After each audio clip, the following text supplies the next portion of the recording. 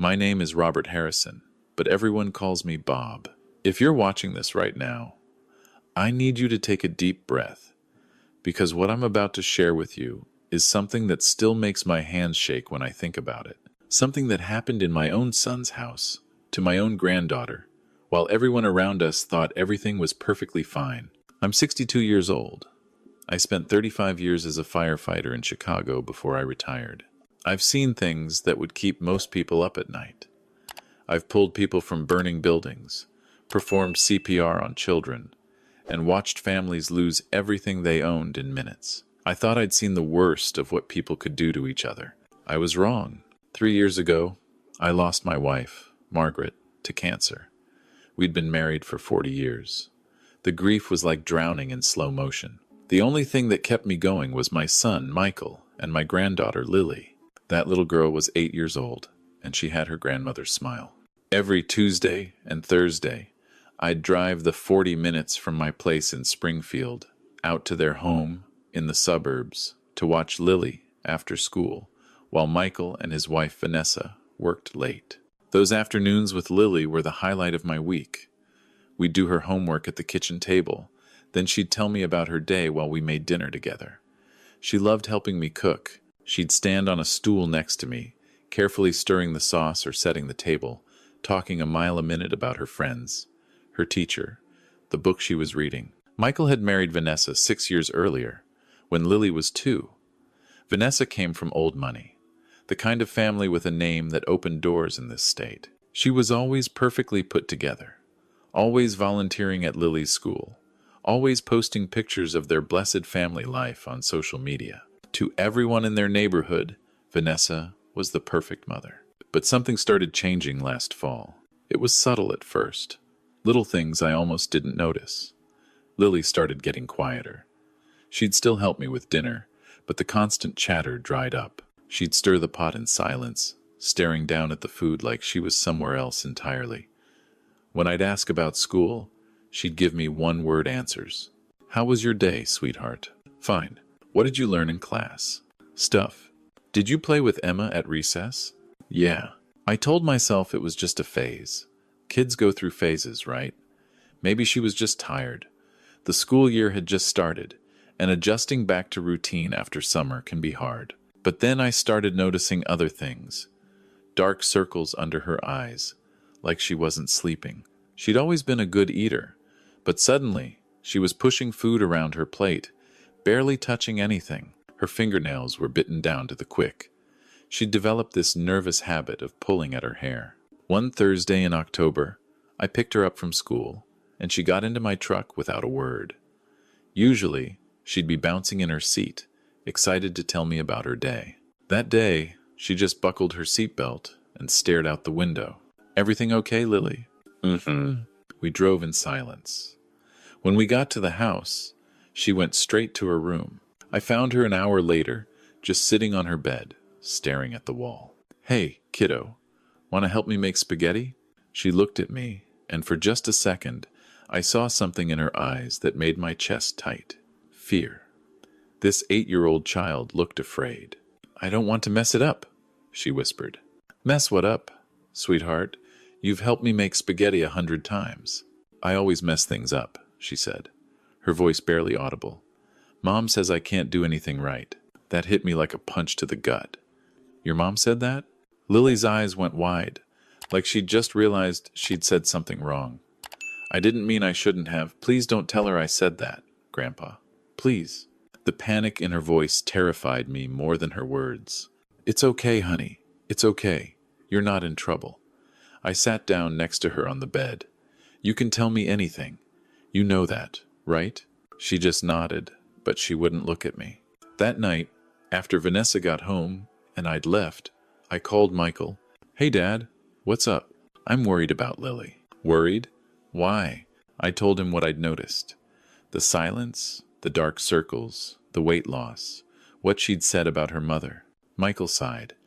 Dad, I appreciate your concern, but Vanessa's been under a lot of stress at work. She might have been a little short with Lily, but that's not abuse. Lily's a sensitive kid. She takes things to heart. Michael, something's not right. Dad, I'm there every day. If something was seriously wrong, I'd see it. Vanessa's a great mother.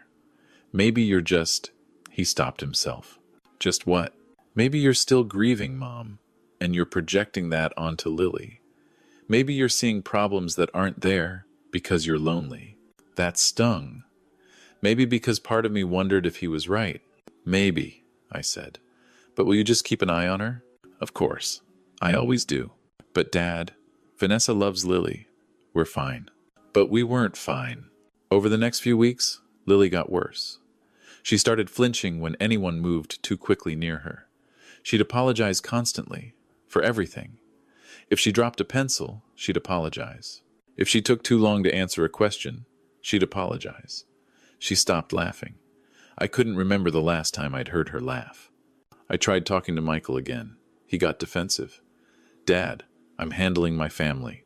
Vanessa says you're undermining her parenting by letting Lily get away with everything. I'm not undermining anyone. I'm worried about my granddaughter. She's fine. She's just going through a phase. Kids get moody. I tried talking to Vanessa directly one evening when I dropped Lily off after dinner. Vanessa, can we talk for a minute about Lily? Her smile was bright and cold. Of course, Bob. What about her? She seems different lately. Withdrawn. Anxious. Oh, I know.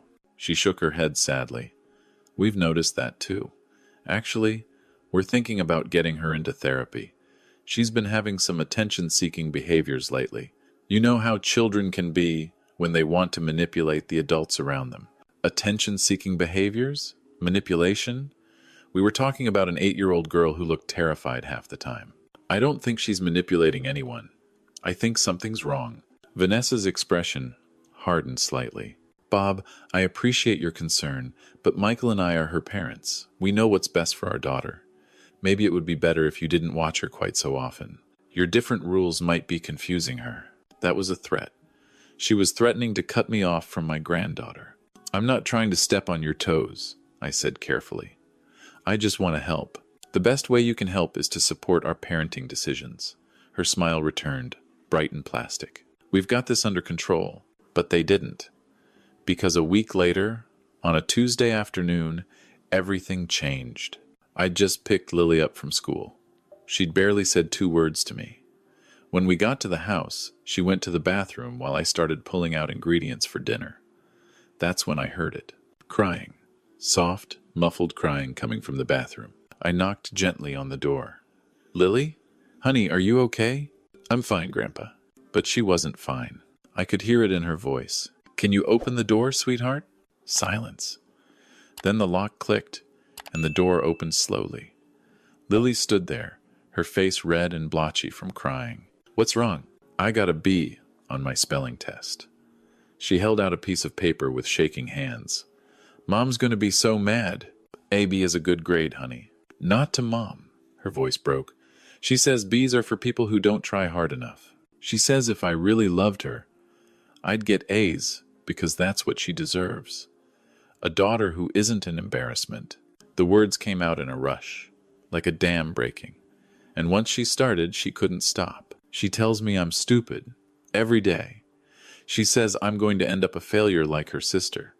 She makes me stand in the corner for hours if I do something wrong. Last week, I forgot to put my shoes away, and she made me stand there from after school until bedtime.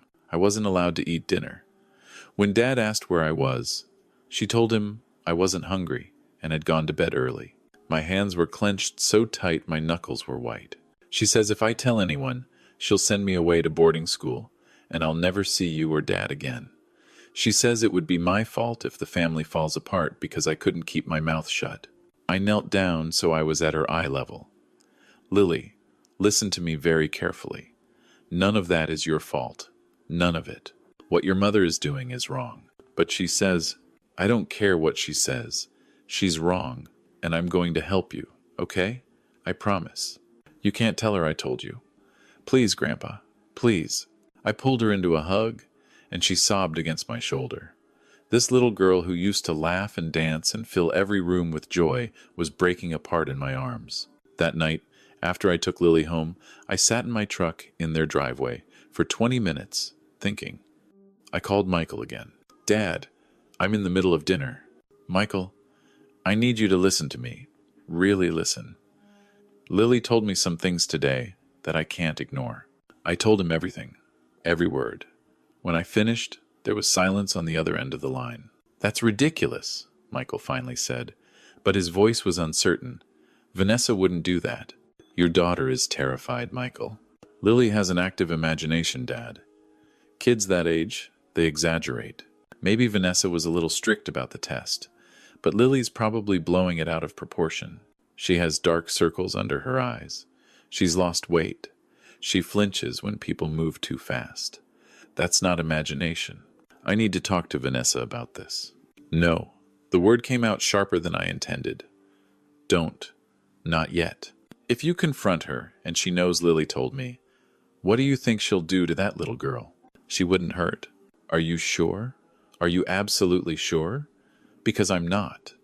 And I can't take that risk with my granddaughter's safety. Another long silence. What do you want me to do? I want you to pay attention. Really pay attention. Watch how Vanessa treats Lily when she thinks no one's looking. And I want you to trust me on this. Okay, he said quietly. Okay. But I couldn't just wait and hope Michael would see what I saw. I needed proof. The kind of proof no one could deny or explain away. The next day, I went to an electronics store and bought a nanny cam. It was hidden inside a teddy bear with a camera in one of the eyes. The woman at the store showed me how to set it up, how to access the feed from my phone. That Thursday, when I picked Lily up from school, I brought the bear with me. I got you something, I told her as we drove to her house. I saw this in a store and thought of you. I handed her the bear. It was brown and soft, with a little red bow around its neck. Thanks, Grandpa. She hugged it to her chest. Can I keep him in my room? Of course. That's where he belongs. When we got to the house, I helped her set the bear on her shelf, angling it so it had a clear view of most of her room. There. Perfect. That night, after I left, I sat in my living room with my phone, watching the feed. For a long time, nothing happened. Lily did her homework at her desk, then read a book on her bed. Around 8 o'clock, Michael came in to say goodnight. He kissed her forehead, told her he loved her, and left. 30 minutes later, Vanessa came in. I'm a 62-year-old man. I've seen car accidents, house fires, people at their absolute worst. But what I saw on that screen that night made my stomach turn. Vanessa closed the door behind her. Lily was in her pajamas, sitting on her bed. Did you finish your homework? Vanessa's voice was cold. Yes, Mom. All of it? Yes. Don't lie to me, Lily. I checked your backpack. You haven't finished your reading log. I did finish it. I turned it in at school. The slap came so fast I almost didn't see it. Vanessa's hand across Lily's face, hard enough that Lily's head snapped to the side. I stood up from my couch, my heart pounding, even though I was 40 minutes away and couldn't do anything to stop what was happening. Don't you dare lie to me, Vanessa hissed. You're just like your grandfather. You know that? Useless. Disappointing. Everything wrong with this family. Lily was crying now, holding her face. I'm sorry, Mom. I'm sorry. Sorry isn't good enough. You know what happens when you disappoint me. She grabbed Lily by the arm and dragged her off the bed. Corner. Now. Please, Mom. Now. Lily stood in the corner of her room, facing the wall. Vanessa stood behind her. You're going to stand here until I come back. If you move, I'll know. And tomorrow, I'm calling your school to tell them you can't go on the field trip next week. You don't deserve rewards when you can't even do the simple things right. She left the room. I watched through the camera as Lily stood there, her small shoulders shaking with sobs, her hand still pressed to her reddened cheek. I watched for 2 hours. Lily didn't move. At some point, her legs started shaking. She was swaying slightly, clearly exhausted, but she didn't move. At 10:30, Vanessa came back in. You can go to bed now. Maybe tomorrow you'll remember to do what you're told. I watched Lily crawl into bed, still crying. The moment Vanessa left the room and closed the door, I was on my phone, calling 911. 911. What's your emergency? I just witnessed child abuse. I have video evidence. A mother hitting her 8-year-old daughter. I gave them the address, told them everything. They said they'd send someone right away. Then I called Michael. Dad, it's almost 11. I'm sending you a video link. Watch it. Right now. What? Watch it, Michael. And then you get Lily out of that house. Tonight, I'm on my way over there now. And when I get there, your daughter better be safe with you. I hung up and drove. I broke every speed limit between Springfield and their suburb. My phone rang twice. Michael. I didn't answer. I just drove. When I got to their house 35 minutes later, there were police cars in the driveway. The front door was open, and I could see Michael in the doorway, holding Lily. She had her face buried in his shoulder, her arms wrapped around his neck. I got out of my truck just as 2 officers escorted Vanessa out in handcuffs. She saw me and her face twisted with rage. "This is your fault," she screamed. "You poisoned her against me. You're destroying this family." I didn't say anything. I just walked past her to Michael and Lily. "Dad." Michael's voice broke. I watched the video. I had no idea. I swear, I had no idea. I know, son. How could I not see it? I'm her father. How did I miss this? She hid it. People like that, they're good at hiding what they really are. Lily lifted her head from Michael's shoulder and looked at me with those scared, exhausted eyes. "Grandpa? Hey, sweetheart, you're safe now. I promise you're safe. Is Mom going to come back?" "No, honey. She's not." The officers needed statements from all of us.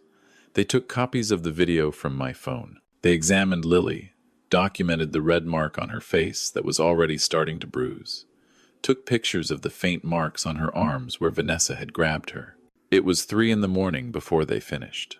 Michael took Lily home to my house in Springfield. He didn't want to stay in their house, in the place where his wife had been hurting his daughter without him knowing. Over the next few weeks, the full picture emerged. Michael started going through Vanessa's phone records, her computer.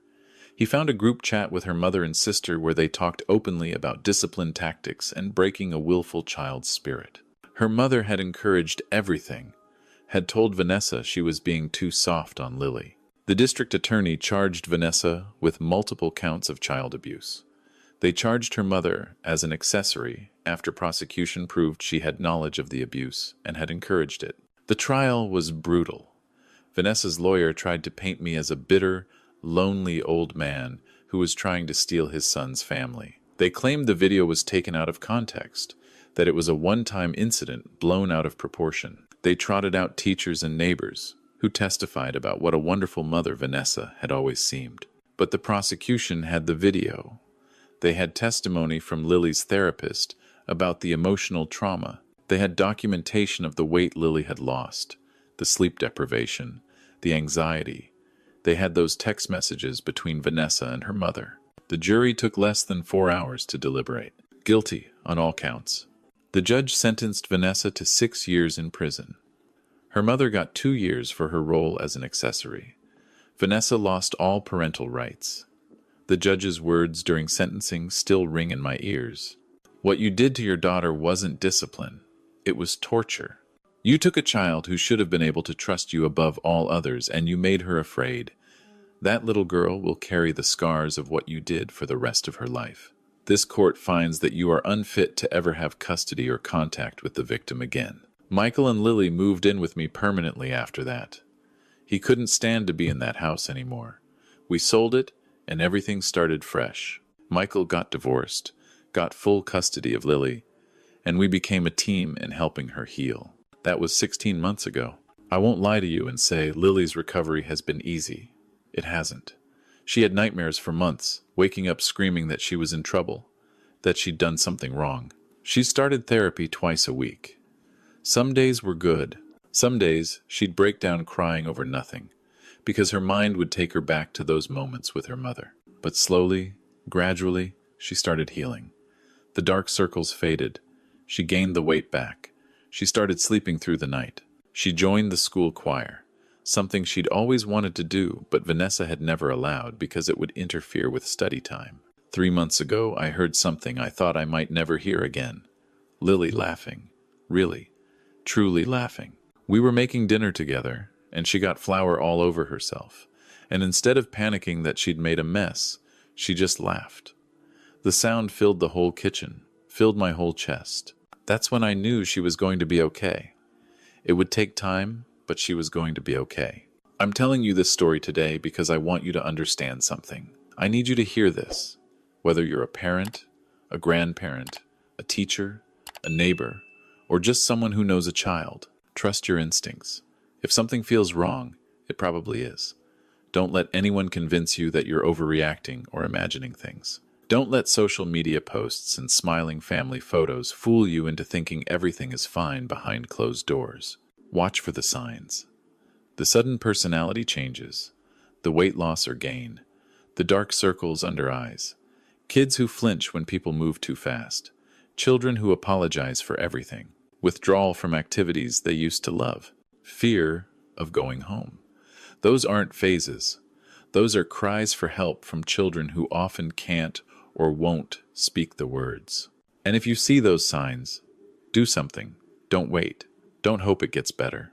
Don't assume someone else will handle it. The system isn't perfect, but it's there. Use it. Document everything. Get evidence if you can. And most importantly, let that child know they're not alone, that what's happening isn't their fault, and that you believe them. Because here's the truth that haunts me. I almost didn't act. I almost convinced myself that Michael was right, that I was just a lonely old man seeing problems that weren't there. I almost let my fear of causing conflict in my family stop me from protecting my granddaughter. If I had waited even one more week, who knows how much worse it could have gotten. What if Vanessa had made good on her threat to send Lily to boarding school? What if Lily had given up hope entirely? I can't think about that. What I can think about is that Lily is safe now. She's in my kitchen right now, actually, doing her homework at the table while dinner cooks. She's humming to herself. She does that now, hums, when she's content. In a few minutes, I'm going to call her over to help me finish making dinner, and she's going to tell me about her day. And I'm going to listen to every word, because every word is a gift. Every smile, every laugh, every moment of her just being a normal kid is something Vanessa tried to steal from her. And I'm grateful every single day that I was able to give it back. If you're watching this, and you're concerned about a child in your life, please act. Be that child's voice when they can't find their own. Be their shield when they can't protect themselves. Yes, it might cause conflict. Yes, people might be angry with you. Yes, you might lose relationships over it. But if you're right, if that child really is being hurt, you'll give them the most important gift anyone can give. Safety, hope, a chance to heal. And isn't that worth any price? My name is Robert Harrison. I'm 62 years old, and I'm my granddaughter's guardian. That little girl who used to be afraid of her own shadow now dreams of becoming a teacher someday because she wants to help kids who are scared the way she once was. That's the future we saved. That's why it matters. If you found this story helpful, or if it gave you the courage to act on behalf of a child who needs help, please share it. You never know who might need to hear it. Thank you for watching. And remember, trust your instincts, believe the children, act immediately. You might just save a life.